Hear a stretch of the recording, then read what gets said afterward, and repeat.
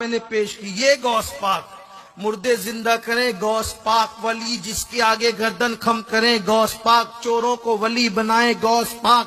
السلام علیکم ورحمۃ اللہ وبرکاتہ۔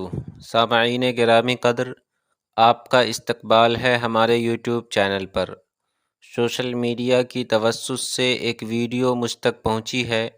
یہ ویڈیو بریلوی کے مشہور و معروف عالم امین القادری کی ہے۔ یہ امین القادری کوئی چھوٹا موٹا آدمی نہیں ہے، بلکہ بریلویوں کے بہت بڑے عالم میں شمار ہوتا ہے۔ اس کا سوشل میڈیا کا جانا پہچانا یہ چہرہ ہے۔ آپ امین القادری کا یہ ویڈیو دیکھیے، پھر انشاءاللہ اس پر تبصرہ ہوگا۔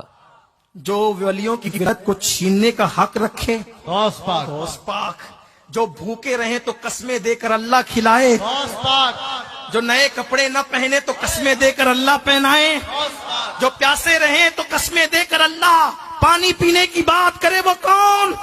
جو 40 سال تک عشاء کے وضو سے فجر کی نماز پڑھے، وہ کون؟ آدھی امت کو جس کے صدقے میں بخشا جائے قیامت کے دن، وہ کون؟ جلاء الخاطر سے بات میں نے پیش کی یہ غوث پاک مردے زندہ کریں، غوث پاک ولی جس کے آگے گردن خم کریں، غوث پاک چوروں کو ولی بنائیں، غوث پاک خضر جن کی محفل میں آئے، غوث پاک موسیٰ علیہ السلام کا ایک جیسا کسی امت میں ولی نہیں، غوث پاک خضر کے ہوش سے پوچھے کوئی رتبہ تیرا کی بات کی جائے، غوث پاک یہ لیکن ہے غوث پاک آپ یہ سب کچھ ہو۔ کہتے ہیں کہ جب میں ماں کے پیٹ میں تھا تو لوح محفوظ پر چلنے والے قلم کی آواز کو سنا کرتا تھا۔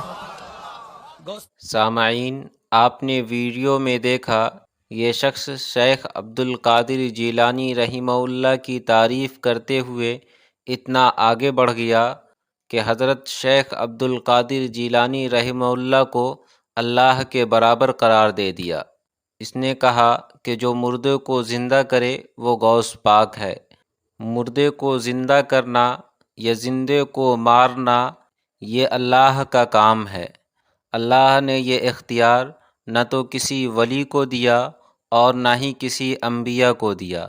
حضرت عیسیٰ علیہ السلام مردے کو زندہ کرتے تھے، یہ ان کا معجزہ تھا اور اللہ کے حکم سے تھا۔ اگر کسی ولی سے اللہ کے حکم سے اس طرح کے کرامات صادر ہوں تو بات الگ ہے۔ یہاں ڈائریکٹ امین القادری صاحب فرما رہے ہیں کہ غوث پاک مردہ کو زندہ کرتے ہیں۔ نعوذ باللہ! کیا یہ شرک نہیں ہے؟